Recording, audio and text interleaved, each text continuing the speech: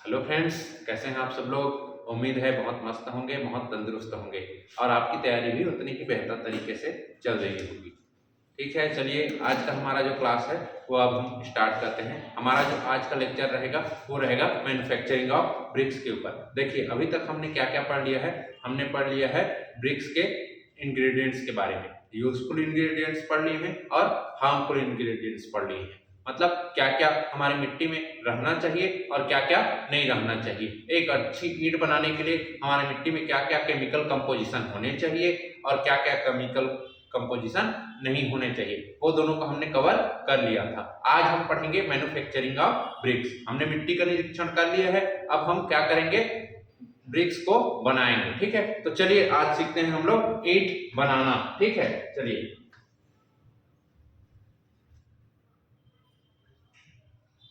आज हम क्या सीखेंगे, ईंट बनाना सीखेंगे। तो ईंट बनाने के जो प्रोसेस में सबसे पहला जो रहेगा वो रहेगा हमारा प्रिपरेशन ऑफ क्ले। मतलब सबसे पहले हम मिट्टी को तैयार करेंगे। मिट्टी को तैयार करने के बाद हम क्या करेंगे, उसको प्रॉपर शेप एंड साइज देंगे। प्रॉपर शेप एंड साइज देने के बाद क्या करेंगे, उसको सुखाएंगे। ठीक है, सुखाने के बाद क्या करेंगे, उसको भट्ठी में जलाएंगे। ठीक जी, इतना किया जाता है ईंट बनाने के लिए। ये कहलाता है मैन्युफैक्चरिंग ऑफ ब्रिक्स। तो सबसे पहले देखते हैं हम प्रिपरेशन ऑफ क्ले में क्या क्या स्टेप फॉलो किया जाता है। ठीक, एक अच्छे ईंट बनाने के लिए सबसे पहले किया जाएगा अनसॉइलिंग। अनसॉइलिंग मतलब क्या होता है, अनसॉइलिंग मतलब होता है, देखिए आप जिस भी ग्राउंड में ईंट बनाना चाहते हैं सबसे पहले वहां पे जाइए, वहां का निरीक्षण कीजिए।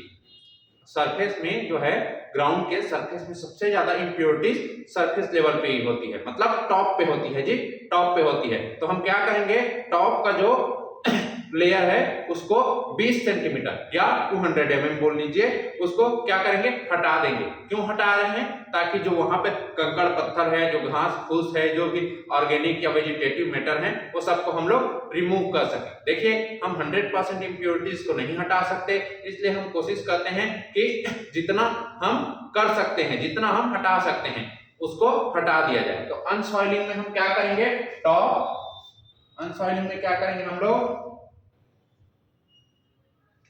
अनसॉइलिंग में क्या करेंगे जी बताइए। अनसॉइलिंग में टॉप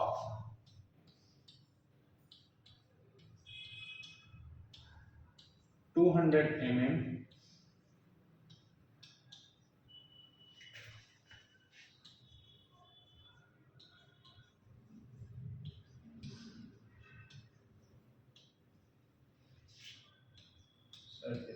टॉप 200 mm है, उसको क्या करेंगे, हटा देंगे।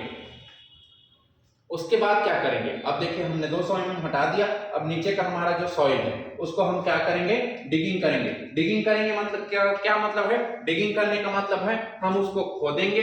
खोदने के बाद क्या करेंगे, उसको जब सरफेस पे फैला देंगे, सरफेस पे फैला देंगे। ठीक है, तो ये हमारा कहलाएगा डिगिंग। तो ये क्या कहलाएगा, dug out the remaining soil. Soil कह लीजिए, रिमेनिंग सॉइल कह लीजिए, dug out the soil and spread over the surface. ये हमारा क्या कहलाता है, ये हमारा कहलाएगा डिगिंग। डिगिंग में क्या कर रहे हैं, हम मिट्टी को खोद रहे हैं और सरफेस पे फैला दे रहे हैं। सरफेस पे फैलाने के बाद हम क्या करेंगे, हम देखेंगे अभी भी उसमें कुछ कुछ इंप्योरिटीज प्रेजेंट तो नहीं है। ठीक है, तो उसको हम क्या करेंगे, साफ करेंगे। क्लीनिंग मतलब क्या होता है, साफ करना, क्लीन करना, इतना तो सबको पता रहता है। तो हम इसमें क्या क्या को हटाएंगे, जैसे वेजिटेटिव मैटर हो गया, ऑर्गेनिक मैटर हो गए, या फिर कंकड़ पत्थर अभी भी उसमें शेष है, तो हम क्या करेंगे, उस बार एक बार फिर से सबको हटाएंगे। तो ये क्या कहलाता है, removal of impurities. Removal of impurities, removal of impurities. Impurities में लाइक क्या क्या क्या आएगा,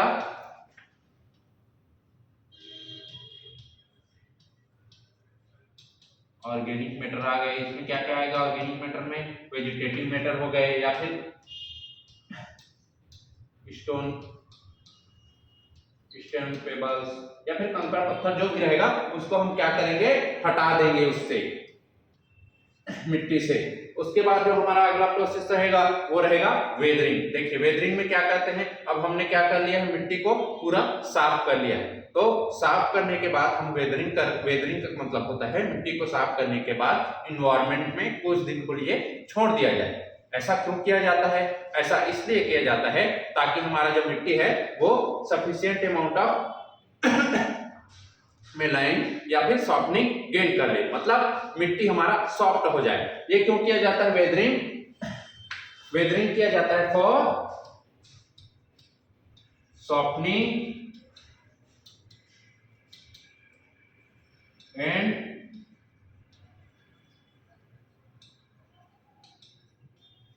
mellowing ऑफ ब्रिक्स। ये क्यों किया जाता है जी? For softening and mellowing of bricks. अब हमने देख लिया हमारा जो ईंट, हमारा जो मिट्टी है, सबसे पहले हमने सॉइलिंग कर लिया, फिर डिगिंग कर लिया, फिर क्लीनिंग कर लिया, फिर हमने वेदरिंग कर लिया। इतना प्रोसेस करने के बाद हम चेक करते हैं हमारी मिट्टी में कोई केमिकल कंपोजिशन की कमी तो नहीं है।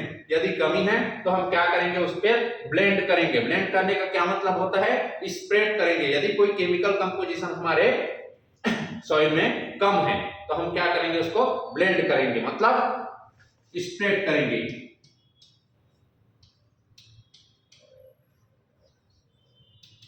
स्प्रेडिंग द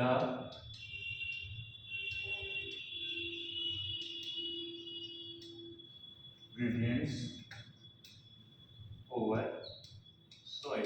ठीक है, ये क्या करेंगे, spreading the ingredients over soil के ऊपर। जो भी यदि कोई सभी केमिकल कंपोजिशन कम है तो उसको क्या करेंगे, हम स्प्रेड कर देंगे ऊपर से। ठीक है, उसके बाद हम करेंगे tempering and kneading. Tempering and kneading का क्या मतलब है? इसमें हम अब देखिए हमारा मिट्टी हमारे पास पूरा तैयार हो गया है, उसको हम क्या करेंगे, एक गूंथेंगे। गूंथेंगे क्यों? ताकि वो sufficient amount of plasticity gain कर पाए। ठीक है जी। तो इसमें क्या करेंगे, हम मिट्टी को कुछ ऐसे विधि से गूंथेंगे जिससे हमारे क्ले में जो है प्लास्टिसिटी आ जाए। तो नीडिंग या टेम्परिंग क्या कहलाता है? मिक्सिंग ऑफ इसमें क्या, इसको कैसे मिक्स करेंगे? मिक्सिंग ऑफ वाटर ऐड करके हम सॉइल को गूंथेंगे। वाटर प्लस क्ले प्लस जो अभी इंग्रेडिएंट्स छिड़के हैं हम, ingredients, mixing of water clay and ingredients, ये क्या कहलाएगा? हमारा कहलाएगा टेम्परिंग या नीडिंग। टेम्परिंग या नीडिंग हम करेंगे क्यों? टेम्परिंग या नीडिंग हम इसलिए करेंगे ताकि सफिशिएंट अमाउंट ऑफ प्लास्टिसिटी हमारे मिट्टी में आ जाए। प्लास्टिसिटी का क्या मतलब है? प्लास्टिसिटी का मतलब होता है यदि हम मिट्टी को कोई शेप देना चाहते हैं तो वो आसानी से उस शेप में आ जाए बिना किसी क्रैक के। ठीक है जी। तो हम ये इसके अगला पॉइंट क्या लिखेंगे? हम अगला लिखेंगे, अगला हमारा पॉइंट नोट कीजिए, अगला रहेगा हमारा, क्यों करेंगे हम लोग? टेम्परिंग पढ़ रहे हैं ना हम लोग, टेम्परिंग या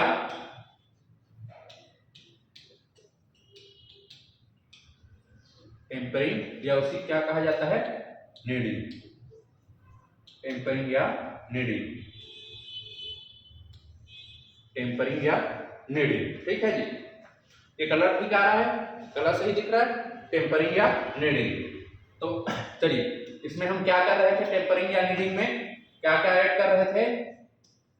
क्ले में वाटर ऐड कर रहे थे और क्या कर रहे थे? इंग्रेडिएंट्स ऐड कर रहे थे। क्यों कर रहे थे?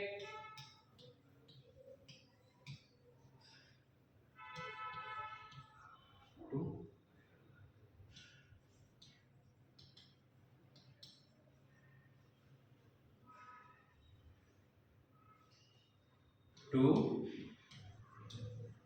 induce the plasticity in soil। ठीक है जी। सॉइल में प्लास्टिसिटी इंड्यूस करने के लिए हम कर रहे थे टेम्परिंग या नीडिंग। टेम्परिंग या नीडिंग का क्या मतलब, अभी तक आप क्या मतलब समझे हैं? टेम्परिंग या नीडिंग का मतलब होता है, अब हमने जो क्ले है, ब्लेंडिंग तक हमने क्ले को पूरा देख लिया था, हमारा क्ले एक अच्छी बनने के लिए तैयार हो गया था, तो उसको हम क्या करेंगे, उसको में पानी मिलाकर उसको गूंथेंगे। किसी भी विधि से हम जो गूंथेंगे वो हमारा कहलाएगा टेम्परिंग या नीडिंग। इसके लिए जो यूज किया जाता है वो किया जाता है पग मिल। इसके लिए क्या यूज किया जाता है हमारा?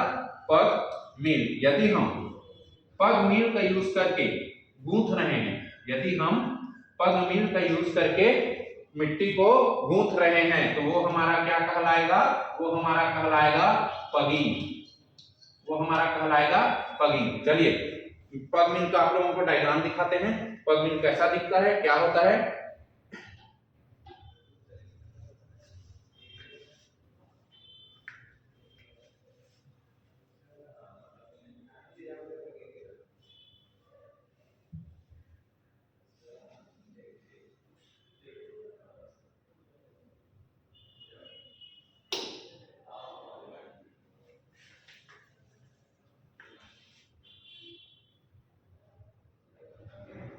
एक मिनट जी,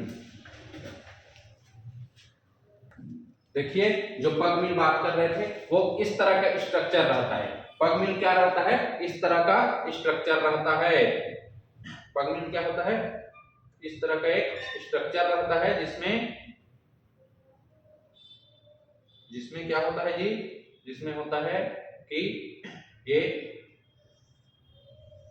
ग्राउंड लेवल का रहता है, ठीक है। ये देखिए, ये इसमें मिट्टी को यहां से डाला जाता है, मिट्टी को डाला जाता है, फिर ये इसमें एक वर्टिकल शाफ्ट लगा रहता है जिसमें एक हैंडल लगा रहता है।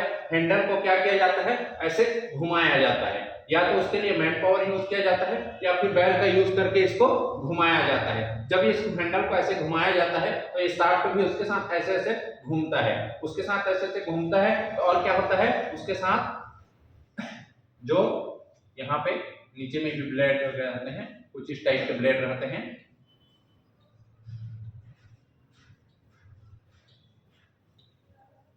ये भी मिट्टी को क्या है? गूंथते हुए चलते हैं, मिट्टी को गूंथते हुए चलते हैं। और मिट्टी क्या है? यहाँ से ऐसे धीरे से ऐसे गूंथाते हुए ऐसे करके यहाँ से बाहर निकल जाती है, ठीक है जी। तो ये हो गया हमारा मिट्टी को गूंथने का काम। मिट्टी को गूंथने का काम, मिट्टी को क्यों गूंथ रहे हैं? ताकि सफिशिएंट अमाउंट ऑफ प्लास्टिसिटी उसमें आ जाए। देखिए ये कुछ इस तरह का स्ट्रक्चर रहता है। तो अब आपको यहां से क्वेश्चन क्या पूछेगा? आपको क्वेश्चन ये पूछेगा कि पग मिल का यूज क्यों किया जाता है। पग मिल का यूज क्यों किया जाता है? आपको याद रखना चाहिए टेम्परिंग के लिए किया जाता है, ठीक है। टेम्परिंग या फिर पगिंग के लिए किया जाता है। उसमें क्या कहते हैं? ब्रिक सॉइल में प्लास्टिसिटी इंड्यूस कराते हैं। पग मिल किस पार्ट से? पग मिल ब्रिक बनाने के कौन सा पार्ट से आता है? तो कौन से? Preparation of clay. तो ये सब चीज आप लोगों को क्या रहना चाहिए? याद रखना चाहिए। एक और क्वेश्चन है जो इससे पूछा जाता है, इसका जो पग मिल है वो ग्राउंड से कितना डिस्टेंस नीचे होता है, मतलब कितना नीचे रहता है ग्राउंड से? तो ये होता है आपका 60 सेंटीमीटर। ये आपको याद रखना है ना, 60 सेंटीमीटर नीचे रहता है, ठीक। ये आपको समझ में आया? देखिए एक बार फिर से मैं बता रहा हूँ। यहाँ को हम क्या, यहाँ से क्या करेंगे? सॉइल को डालेंगे। सॉइल को डालने के बाद हम क्या करेंगे? इसको मैन पावर या फिर बैल की सहायता से ऐसे घुमाएंगे, ठीक है। जब ये घूमेगा तो उससे लगा हुआ शाफ्ट भी ये घूमेगा, उससे शाफ्ट से क्या लगे हुए हैं? ब्लेड। तो ये भी ऐसे वर्टिकल डायरेक्शन में, हॉरिजॉन्टल डायरेक्शन में सॉरी घूमेंगे। जब ये घूमेंगे तब क्या होगा? ये जो मिट्टी आ रहा है वो यहाँ से गूंथते हुए मिट्टी को यहाँ से गूंथ कर बाहर निकाल देगा, ठीक। फिर हम मिट्टी को बाहर निकाल कर उसका यूज करेंगे। यूज क्यों करेंगे? चलिए आइए उसको पढ़ते हैं, ठीक। यहां तक आपका हो गया। उसके बाद हम देखते हैं मोल्डिंग। अब हमारा जो सॉइल है उसमें पूरा प्लास्टिसिटी आ गया है। अब हम क्या करेंगे? सॉइल को प्रॉपर शेप एंड साइज देंगे, प्रॉपर शेप एंड साइज देंगे। तो मोल्डिंग के लिए देखिए, मोल्डिंग के लिए जो यूज किया जाता है वो किया जाता है हमारा मोल्ड का यूज किया जाता है। मोल्ड सॉइल को प्रॉपर शेप एंड साइज देने के लिए मोल्डिंग किया जाता है। तो आपको सबसे पहले ये याद रखना चाहिए मोल्डिंग किया क्यों जाता है। तो ये किया जाता है to give the proper shape and size. Proper shape and size देने के लिए क्या किया जाता है, मोल्डिंग किया जाता है। मोल्डिंग के लिए एक मोल्ड का यूज किया जाता है, ठीक है। मोल्ड का आप लोगों को ऐसे में समझ में नहीं आ रहा होगा, चलिए आप लोगों को एक डायग्राम दिखाते हैं, उसके थ्रू आप लोगों को क्लियर हो जाएगा कि मोल्डिंग कैसे किया जाता है, क्या होता है करके।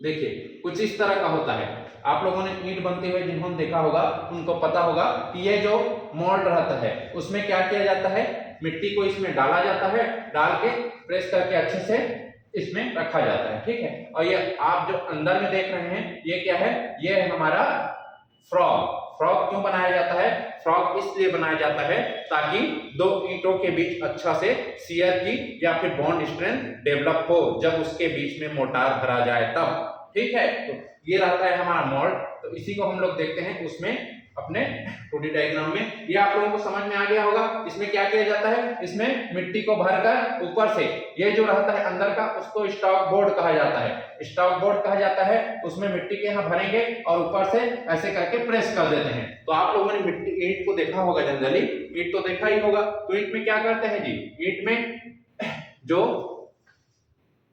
ऊपर में देखना आप लोग, ईंट के ऊपर में क्या रहता है, ईंट के ऊपर में क्या रहता है, मैन्युफैक्चरर या फिर देखिए ईंट के ऊपर में मैन्युफैक्चरर या फिर जो कंपनी रहता है उसका नाम रहता है। तो इसलिए तो मैन्युफैक्चरर या कंपनी का नाम बनाने के लिए कौन सा यूज किया जाता है, तो आप लोगों को क्या याद रखना है, कौन सा यूज किया जाता है, फ्रॉग। जो किससे बनाया जाता है, स्टॉक बोर्ड से, ठीक है। चलिए देखिए जो किससे बनाया जाता है, स्टॉक बोर्ड का यूज करके बनाया जाता है आपका फ्रॉग। तो ये हमने अभी देखा, ये क्या था, ये था हमारा मोल्ड। तो ये मोल्ड का जो इनर का जो डाया रहता है, अंदर से अंदर का इनर का जो डाया रहता है वो रहता है आपका 21 सेंटीमीटर, ये रहता है। चलिए इसको पहले इसको नहीं पढ़ते हैं जी, पहले हम पढ़ते हैं मोल्डिंग में। सबसे पहले पढ़ते हैं यहाँ पे देखिए 2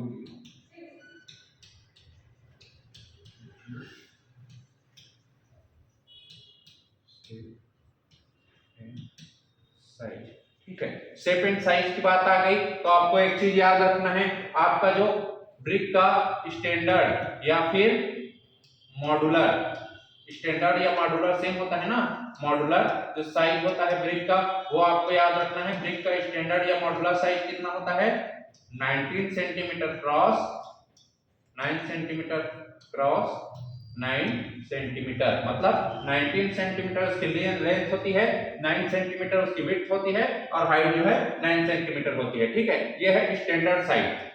और यदि हम नॉमिनल की बात करें, nominal size of brick, nominal size of brick कितना होता है, इसमें जो थिकनेस ऑफ मोर्टार है वो ऐड कर दिया जाता है। वो कितना लिया जाता है, 1 सेंटीमीटर। तो सब में एक ऐड कीजिए, कितना आ जाएगा, 20 centimetre cross 10 centimetre cross 10 centimetre, ठीक है। चलिए ठीक है जी, अगला देखते हैं। तो देखिए आप मिट्टी को इसके अंदर मोल्ड के अंदर डालेंगे। मोल्ड के अंदर डालने के बाद मिट्टी क्या होगा, मिट्टी का एक प्रॉपर्टी रहता है वो कि श्रिंक होना चाहेगा। तो हम इसको क्या करेंगे, ये मोल्ड को हम जो ब्रिक का साइज है उससे बड़ा बनाने की कोशिश करेंगे। तो ये कितना बड़ा बनाया जाता है, तो जनरली जो इसका साइज रहता है, मोल्ड का जो साइज रहता है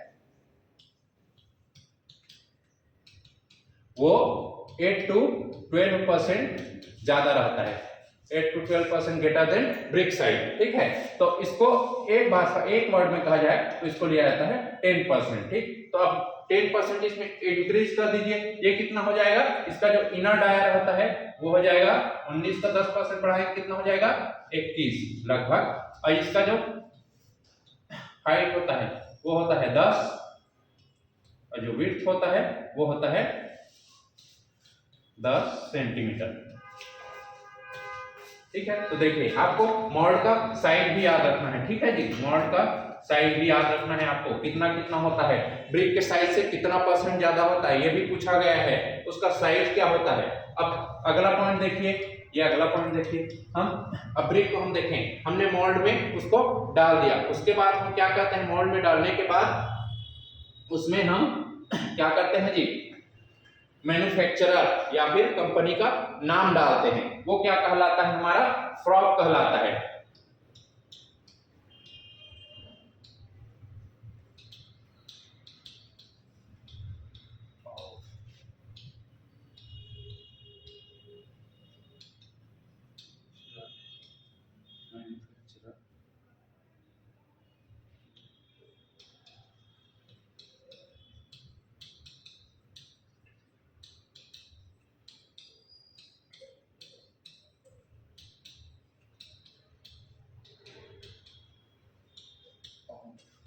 देखिए इसको 1 2 सेंटीमीटर, इसका क्या मतलब है, ये जो लाइन लिखा हुआ है इसमें हम क्या करते हैं, मिट्टी को डाल दिए, उसके बाद उसके ऊपर में जो मैन्युफैक्चरर रहता है या जो कंपनी का नाम रहता है उसको डाल देते हैं, जो हमारा क्या कहलाता है, जो हमारा क्या कहलाता है जी, विच इज कॉल्ड फ्रॉक, वो हमारा क्या कहलाएगा, वो हमारा फ्रॉक कहलाएगा। अब फ्रॉक क्यों किया जाए, फ्रॉक क्यों दिया जाता है, इसका क्या पर्पस होता है, एक तो हमने पढ़ लिया मैन्युफैक्चरर का जो नाम है या जो कंपनी का नाम है उसके लिए दिया जाता है, दूसरा इसका इंजीनियरिंग पर्पस में क्या यूज होता है, तो ये क्या करता है फ्रॉक, ये फ्रॉक है ना, फ्रॉक क्या करता है, it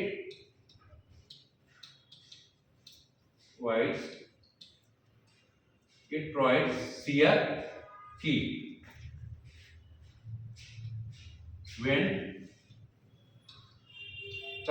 when mortar is placed between two bricks। ठीक है जी, मतलब जब दो ईंटों को रखा जाता है, आपस में जोड़ा जाता है, तो उनके बीच जब मोर्टार डाला जाता है तो ये शियर की तरह, मतलब उनका अच्छा बॉन्ड स्ट्रेंथ डेवलप करने में मदद करता है। तो इसको बनाने के लिए, फ्रॉक को बनाने के लिए जो यूज किया जाता है उसको कहा जाता है, इसको क्या कहा जाता है, इसको कहा जाता है stock board, stock board, stock board कहा जाता है। ठीक है, स्टॉक बोर्ड के आपको क्या रखना है, स्टॉक बोर्ड के बारे में क्या पता रखना चाहिए आपको, स्टॉक बोर्ड के बारे में, स्टॉक बोर्ड के बारे में क्या पता होना चाहिए आपको, इसका साइज कितना होता है, स्टॉक बोर्ड का साइज कितना होता है ये आपको पता होना चाहिए। इसका जो जनरली साइज दिया जाता है वो लिया जाता है 10 centimetre cross 4 centimetre cross 1 to 2 centimetre. इसमें 10 सेंटीमीटर क्या होता है, लेंथ होता है, ये क्या होता है, विड्थ होता है, ये क्या होता है, हाइट होता है। ठीक, तो ये इनर टू इनर ये होता है 10 सेंटीमीटर, ये होता है, इसका जो विड्थ होता है वो होता है 4 सेंटीमीटर, और ये जो हाइट है, ये जो हाइट है वो होता है 1 to 2 सेंटीमीटर, इसका जो विड्थ है, इसको विड्थ मान लीजिए, तो ये होता है 4 सेंटीमीटर। ठीक है जी, ये विड्थ हो गया 4 सेंटीमीटर। तो इस तरह से उसमें बनाया जाता है फ्रॉक।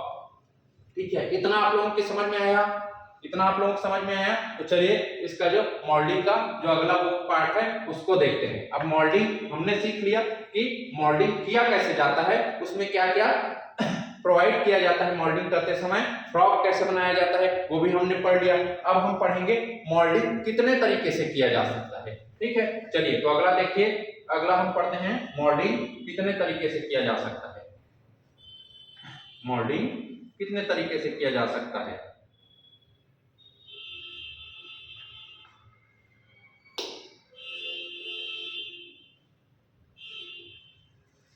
अब हम देखेंगे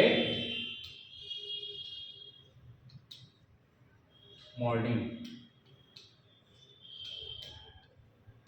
टाइप्स ऑफ मोल्डिंग। मतलब मोल्डिंग कितने तरीके से किया जाता है। मोल्डिंग करने के दो तरीके होते हैं। देखिए मोल्डिंग करने के दो तरीके होते हैं। एक रहता है आपका हैंड मोल्डिंग,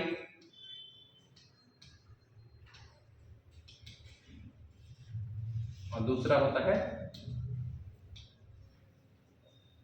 मशीन मोल्डिंग। पहला हो गया हैंड मोल्डिंग, दूसरा हो गया मशीन मोल्डिंग। यदि हम मैन पावर या फिर हाथ का यूज करके ब्रिक को प्रॉपर शेप एंड साइज दे रहे हैं तो वो कहलाएगा हमारा हैंड मोल्डिंग। यदि मशीन का यूज करके ब्रिक को प्रॉपर शेप एंड साइज दे रहे हैं तो वो हमारा कहलाएगा मशीन मोल्डिंग। हमको पढ़ना है इसके बारे में, हैंड मोल्डिंग के बारे में। हैंड मोल्डिंग को पहला दो भाग में डिवाइड किया गया है। एक होता है ग्राउंड मोल्डिंग और दूसरा होता है टेबल मोल्डिंग।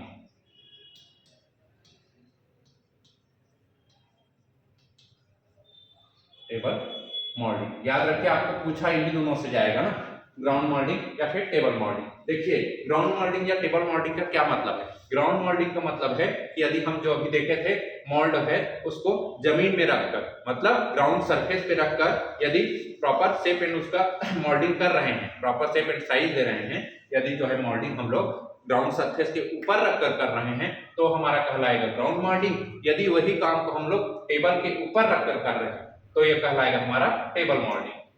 तो ग्राउंड मोल्डिंग में जैसा आप लोगों को पता ही है, ग्राउंड मोल्डिंग में ग्राउंड क्या होता है, ग्राउंड का लेवल जो होता है एकदम प्लेन नहीं होता है, क्या होता है थोड़ा सा उबड़ खाबड़ रहता है, अनइवननेस रहता है। तो इसमें जो ब्रिक प्रोवाइड होता है, इसमें जो ब्रिक मिलता है उसकी क्वालिटी क्या होती है, थोड़ी कम होती है।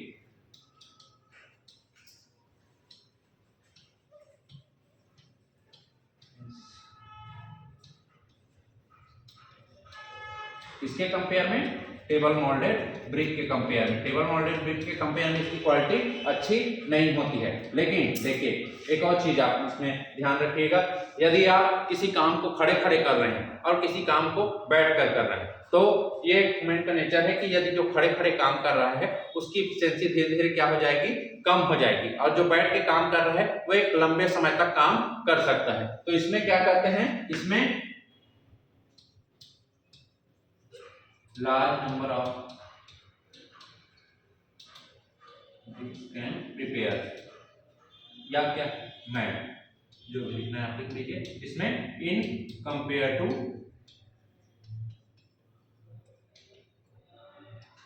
टेबल मोल्डिंग, मतलब टेबल मोल्डिंग के कंपेयर में इसमें क्या होगा, पहला पॉइंट लिखे क्वालिटी इसकी अच्छी नहीं मिलेगी, लेकिन दूसरा बेनिफिट क्या है, इसमें ज्यादा नंबर ऑफ ब्रिक हमको मिलेंगे। अब टेबल मोल्डिंग के बारे में देखिए, टेबल मोल्डिंग में क्या होगा, टेबल मोल्डिंग में ये होगा हमारा कि इसमें बेस्ट क्वालिटी ब्रिक मिलेगी। पहला पॉइंट हो गया बेस्ट क्वालिटी ब्रिक मिलेगी। दूसरा, यदि कोई आदमी खड़े खड़े काम कर रहा है तो क्या हो जाएगा, उसका एफिशिएंसी कम हो जाएगी। तो मोल्डर एफिशिएंसी क्या हो जाएगी, एफिशिएंसी क्या हो जाएगी, रिड्यूस हो जाएगी। तो मोल्डर एफिशिएंसी रिड्यूस हो जाने से क्या क्या मिलेगा, लेस नंबर ऑफ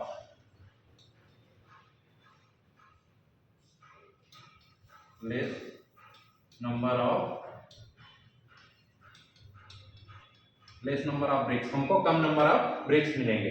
ठीक है, इसमें जो ब्रिक मिलेगा उसका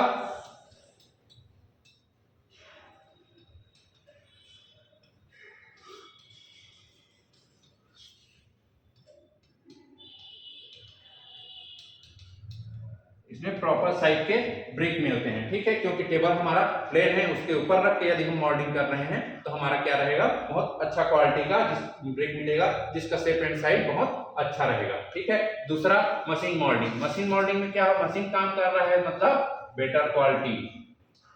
इसमें एक ही चीज याद रखना है आपको, इसको नहीं भी याद रखेंगे तब भी कोई दिक्कत नहीं है, बाकी ये याद रखना है आपको बेस्ट क्वालिटी कौन सा देता है, टेबल मोल्डिंग। ये दोनों के कंपेयर में ना, उसके कंपेयर में नहीं, ग्राउंड मोल्डिंग के कंपेयर में टेबल मोल्डिंग क्या होता है, बेस्ट क्वालिटी ब्रिक मिलता है। ठीक, इसमें मशीन मोल्डिंग में क्या याद रखना है, बेटर क्वालिटी मिलता है। अब यहां तक हमारा मोल्डिंग हो गया खत्म। मोल्डिंग के बारे में आपको दो चीज और जानना है, एक होता है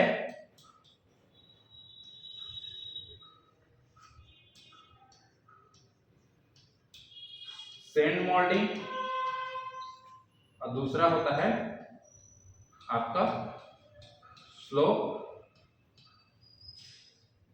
मोल्डिंग। सैंड मोल्डिंग और स्लोप मोल्डिंग।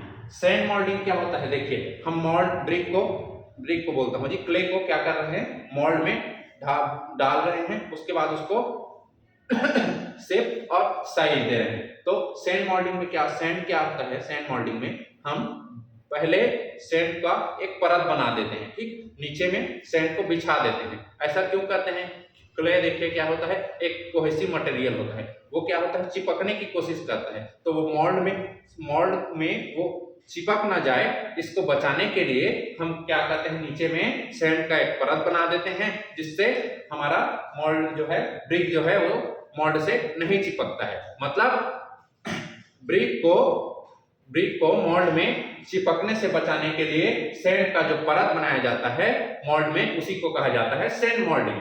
और यदि हम वाटर का परत बना देते हैं, मतलब थोड़ा पानी उसमें डाल देते हैं, उसके बाद उसके ऊपर मिट्टी डालते हैं, तब भी मिट्टी उसमें नहीं चिपकेगा। तो क्या है, क्ले को चिपकने से बचाने के लिए यदि वाटर का यूज किया जा रहा है तो उसको कहा जाता है स्लो मोल्डिंग। चलिए ठीक है, आज का हम लोग क्लास यहीं पे खत्म करते हैं। आज का हमने आज क्या क्या पढ़ा है, हमने आज पढ़ा है manufacturing of BRICS. Manufacturing of BRICS में हमने सबसे पहले पढ़ा था preparation of clay. Preparation of clay में हमने अलग अलग प्रोसेस पढ़े थे। उसके बाद हमने पढ़ा है मोल्डिंग। प्रिपरेशन ऑफ क्ले में आपको याद रखना है क्या क्या, प्रिपरेशन ऑफ क्ले में क्या क्या आता है। पहला आता है अनसॉइलिंग, दूसरा आता है डिगिंग, तीसरा आता है क्लीनिंग, चौथा आता है आपका वेदरिंग, पांचवा आता है ब्लेंडिंग, छठवां आता है आपका टेम्परिंग या फिर निडिंग। ठीक है, चलिए इतना चीज आप याद रखिए। और देखिए एक चीज और है, हम जो है अब बहुत जल्द ही अपना ऑफलाइन क्लास शुरू करने वाले हैं। तो जो भी यहाँ बिलासपुर में सिविल इंजीनियरिंग की तैयारी कर रहे होंगे या जिनको तैयारी करना है, वो हमारे से जुड़िए, हमारे साथ आइए यहाँ कोचिंग में और अपने तैयारी को और बेहतर कीजिए। इससे देखिए यहाँ पर क्या किया जा रहा है, आपको ये एज अ क्रैश कोर्स चालू किया गया है, तो इसमें हम वो चीज कवर करने की कोशिश कर रहे हैं जिससे मैक्सिमम ऑफ नंबर अभी तक पूछे गए हैं, या फिर जो व्यापम और पीएससी का जो सिलेबस है जो फॉलो करता है, जहां से मैक्सिमम नंबर ऑफ क्वेश्चन उठाता है, उसको कवर करा दे करके। तो यदि आप इस चीज का बेनिफिट उठाना चाहते हैं तो बिल्कुल आइए हमारे कोचिंग से जुड़िए। हमारा जो कोचिंग है वो गांधी चौक के पास गुप्ता मोबाइल है, वहां फर्स्ट फ्लोर में नालंदा क्लासेस है, वहां पे लगाया जा रहा है और ये जल्द ही ऑफलाइन में कन्वर्ट कर दिया जाएगा। तो आप जो भी तैयारी कर रहे हैं वो बिल्कुल आइए और अपने तैयारी को बेहतर कीजिए। ठीक है, चलिए धन्यवाद।